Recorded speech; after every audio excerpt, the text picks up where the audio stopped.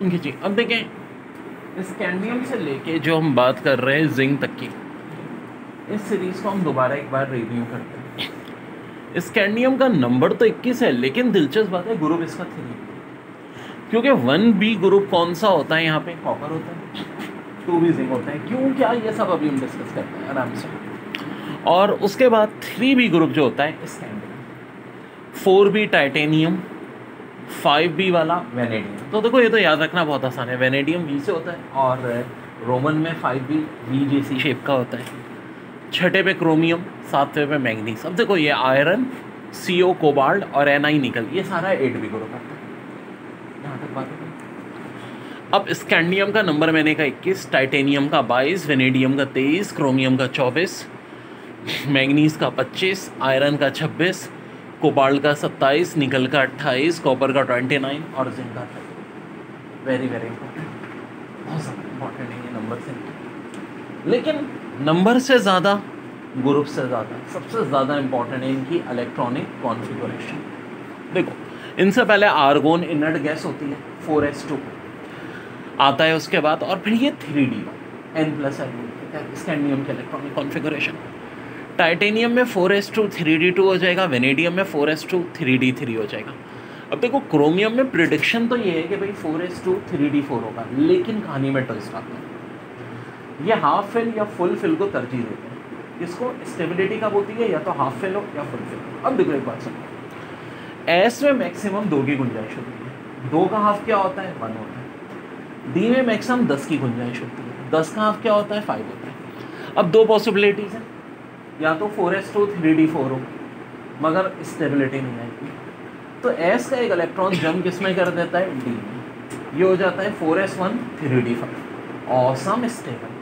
और ये जो क्रोमियम है देखो पूरे का पूरा हाफ फिल्ड है, s वाले में भी एक, d वाले में 10 होने चाहिए 5। अब इसकी वजह से बहुत सारी प्रॉपर्टीज़ होती हैं, वो कौन कौन सी होती हैं एक एक करके हम डिस्कस करेंगे, बहुत डिटेल में, बहुत डेप्थ में। लेकिन बड़ा इंपॉर्टेंट ग्रुप आ गया क्रोमियम।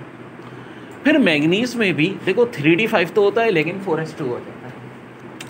फिर 4s2 3d6, 4s2 3d7, 4s2 3d8 निकल तक। अब कॉपर में फिर ट्विस्ट आता है, 4s2 3d9, बाज़ाहिर समझ में आने वाली बात है, लेकिन फिर दोबारा वही होगा, s का एक इलेक्ट्रॉन जंप कर देगा d में। देखो इससे एक तो d का भी पूरा कंप्लीट हो जाएगा 10, और s का हाफ फिल्ड हो जाएगा। हाफ फिल्ड और फुल फिल्ड में प्रेफरेंस ज़्यादा होती है ना।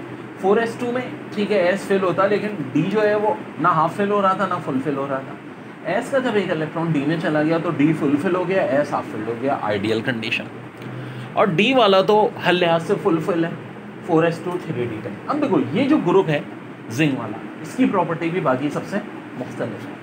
क्यों मुख्तलिफ है, क्योंकि फुल फिल है, s के भी दोनों इलेक्ट्रॉन पूरे हो रहे हैं, d के भी 10 के 10 इलेक्ट्रॉन पूरे हो रहे हैं। ठीक है भाई, देखो भाई सब बात है, मेरी अल्हम्दुलिल्लाह स्पेशलिटी है, बहुत डेप्थ में आपको कराऊंगा ये कॉन्सेप्ट, और हैं भी यहाँ बहुत डेप्थ में।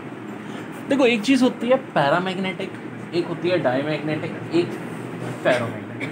फिजिक्स में भी इलेक्ट्रोमैग्नेटिज्म में हम पढ़ते हैं, लेकिन असल ये कहानी है कि देखो पैरामैग्नेटिक होते हैं अनपेयर्ड, और ये मैग्नेटाइज होते हैं टेम्पररी तौर पर, थोड़ी सी देर के लिए हो जाएंगे। डायमैग्नेटिक जो पेयर में होते हैं ये नेवर मैग्नेटाइज, कभी भी मैग्नेटाइज नहीं। और एक होते हैं फेरोमैग्नेटिक, इनमें गौर से देखो, अनपेयर्ड अनपेयर्ड चलते चलते आखिरी वाला पेयर हो गया, ये होते हैं परमानेंट मैग्नेटाइज। यानी क्या बोले तो बड़ा अहम कॉन्सेप्ट फिजिक्स के लिहाज से। पैरामैग्नेटिक अनपेयर्ड, बड़ी आसान सी सिंपल सी बात है, और परमानेंट कॉन्सेप्ट है ये। डायमैग्नेटिक नेवर मैग्नेटाइज, और ferromagnetic permanent magnetize. So very very important concept, बहुत ही ज़्यादा इंपॉर्टेंट है, और भाई इसको दिमाग में अंदर तक बसा दो, वेरी वेरी इंपॉर्टेंट।